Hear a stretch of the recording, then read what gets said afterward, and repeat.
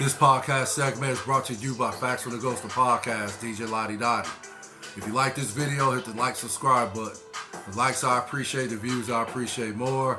Without further ado, shall we begin?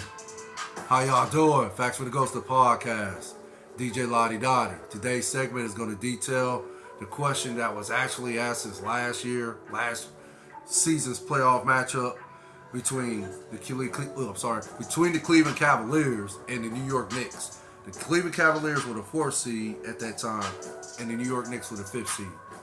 Now, I like to think that most people that watched that series last year's playoff matchup between the Cleveland Cavaliers and the New York Knicks, I like to think a lot of basketball fans, or most basketball fans, came away with questions. Well, actually, I like to think they came away with one question.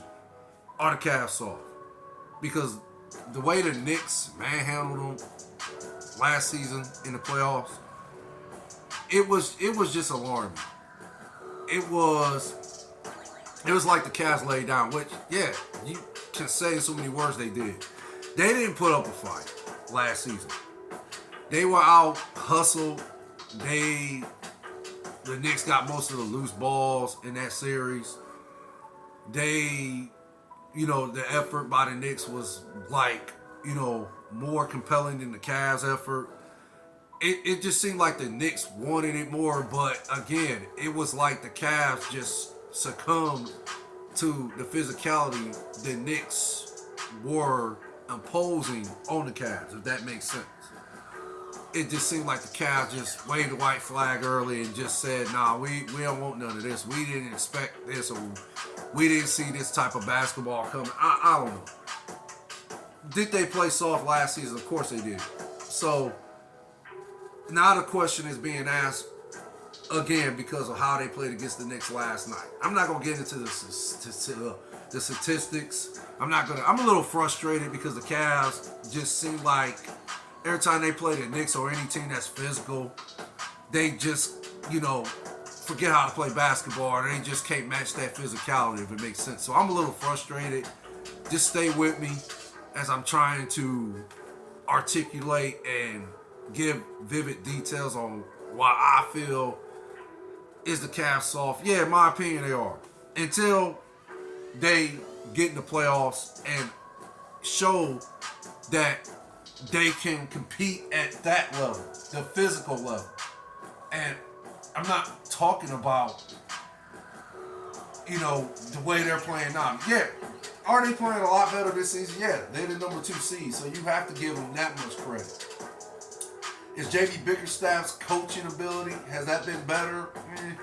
It's been better, but still, you can see some loopholes in the way he's coaching this season. Like, I don't understand why Sam Merrill's not getting any, getting minutes, because he's earned them. And in my opinion, I like to think Sam Merrill perhaps could be their best 3-point shooter on the team. But again, he's not getting the minutes that he was prior to Darius Garland and Evan Mobley coming back from injury. And I don't think that's fair because Sam Merrill was instrumental as to why the Cavs are the number 2 seed right now. So I don't know why he's not. Well, he should get more playing time, Sam Merrill. But again, it just goes to show you J.B. Bickerstaff's coaching ability. It just seems like he wants to stick with Darius Garland and Evan Mobley. Now, could it be that he's trying to get them back into basketball, playing condition?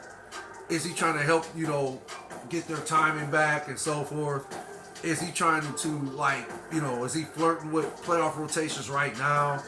Yeah, perhaps he could be, but I'm doing the eye test. And the eye test is telling me that J.B. Bickerstaff is, he's not, putting his foot down.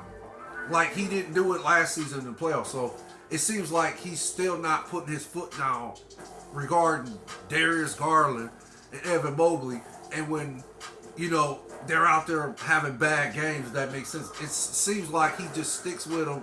He just sticks with them to the end, if that makes sense. Instead of, pulling one of them to the side and just, setting them on the bench and try to find another guy who might, be able to contribute or be able to help the team, win ball games, if that makes sense. Be able to, plug in a guy that's going to give them either instant offense, instant defense, or, instant rebounds, or, just better effort than what Darius Garland and Evan Mobley is giving in some of these games, if that makes sense. Not saying Darius Garland should be benched, and I'm not saying Evan Mobley should be benched. No, they shouldn't be benched. But at the end of the day, the way I watched them play last night, yeah, JB Bickerstaff should have, again, Sam Merrill should have got more minutes. And again, he should have. What I noticed was when Evan Mobley went to the bench, that's when the Cavs made their run in the second quarter, and they were able to take I want to say a 2-point lead into halftime. They were able to have I believe it was 53-51. I could be wrong about that, but yeah, they were able to acquire that lead when Evan Mobley went to the bench. And then the second half, Evan Mobley, again, yeah, he played most of the minutes, most of the second half, but it just seems like that's when they went on their run when Evan Mobley was in the game. And again, as you watch Evan Mobley play, he just seemed like he seems like he's, what's that word I'm looking for? He seems like he's sketchy. Seems like he's a little like scared of the moment, deer caught headlights type player. When the game is physical, it seems like he ain't about that physicality. It seems like whenever someone gets physical with him, he backs away, he backs off. Like there was a sequence in the game, and I believe it was in the fourth quarter, or it could have been the second quarter. All I know is he had a little guy on him, and he was, literally backing, and the guy kept bumping him, and he was just, like getting, knocked off balance, or he was, get knocked off, get pushed away from his spot, or, he whenever he would get bumped, he'd try to go up for the shot, and he would miss it because the guy was being more physical than Evan Mobley was, if that makes sense. So yeah, as I watch Evan Mobley and then Darius Garland, he like I said, it just seems like Darius Garland does a little too much dribbling.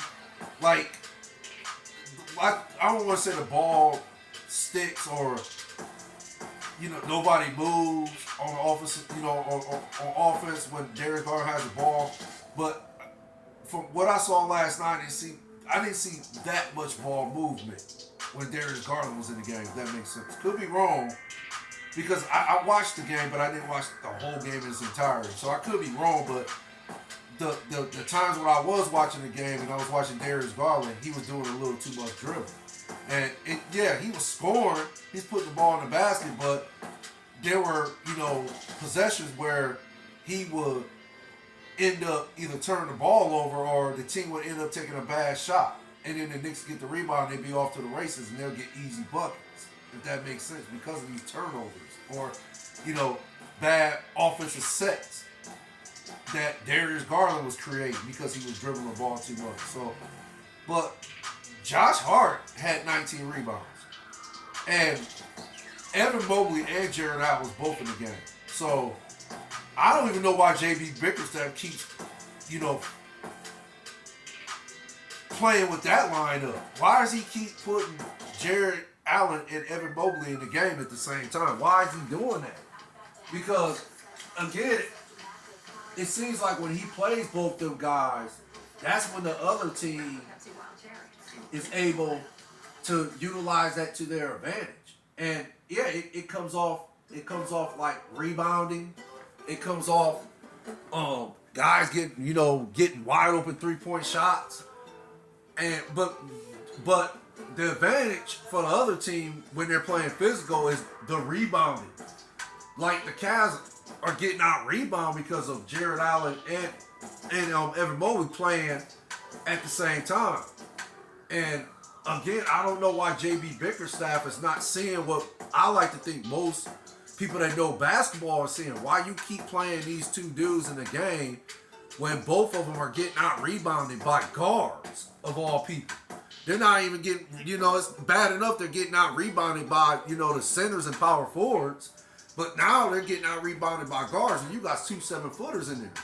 So again, why is he even playing both of them at the same time? I don't know. I don't know if he, again, flirting with playoff rotations right now to figure out, what his 10-man rotation going to look like in the playoffs. I don't know what JB Bickerstaff is doing.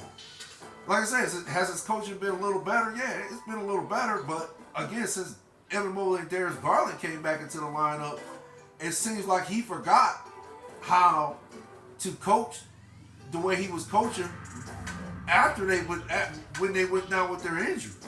It seems like he forgot how to coach that way. Because when they went down with their injuries, JB Bickerstaff was just, be honest here, he was coaching. He, had the cast playing at a high level. And again, it's the reason why they have the number 2 seed, because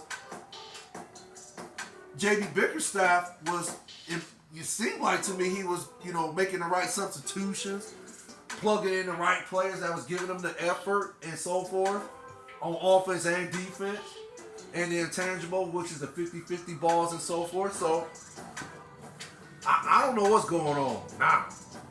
But yeah, yesterday's game, it was a bad loss. It was a bad loss. Because Jalen Brunson went down with an injury. And I believe within a minute of the game, he was out with an injury. Yeah, the Cavs didn't have Donovan Mitchell and Karis LeVert. No, they didn't play, but you had Darius Garland, Evan Mobley, and Jared Allen. And yeah, the Cavs were in the game in the fourth quarter, late in the fourth quarter, but again, the way they got out-rebounded by the Knicks, and one player in particular, Josh Hart, who had 19 rebounds. How is this guy always out-rebounding your 7-footers? He had, I want to say he had at least, what's this say? He had over 10 rebounds against the Cavs in last year's playoffs. In one of those games, he had over 10 rebounds. And I like to think it was 17 rebounds he had in one game in that series against the Cavs. And this is a guard. And I don't even think Josh Allen is that tall. I want to say he could be wrong. I want to say he at least 5'11" for 6 feet, maybe. But still, this is a guard out rebounding your 7-footers again. He had 19 last night. So, and then he hit the big time 3 in Evan Mobley's face to, basically seal the game for the Knicks. Close it out for the Knicks. And then after he hit the 3, he went over to Donovan Mitchell and started, grabbing on his chain. Not literally grabbing on it, but he started grabbing on his chain, flicking it up in the air, laughing at him. So, I mean, is the Cavs soft? I ain't gonna lie, that was a soft move by Donovan Mitchell. How you gonna hit a 3-point shot and then come over and grab on my chain? I ain't gonna lie. I would have, swatted his hand away. He wouldn't even got close enough to do it. I'd have swatted his hand away. I let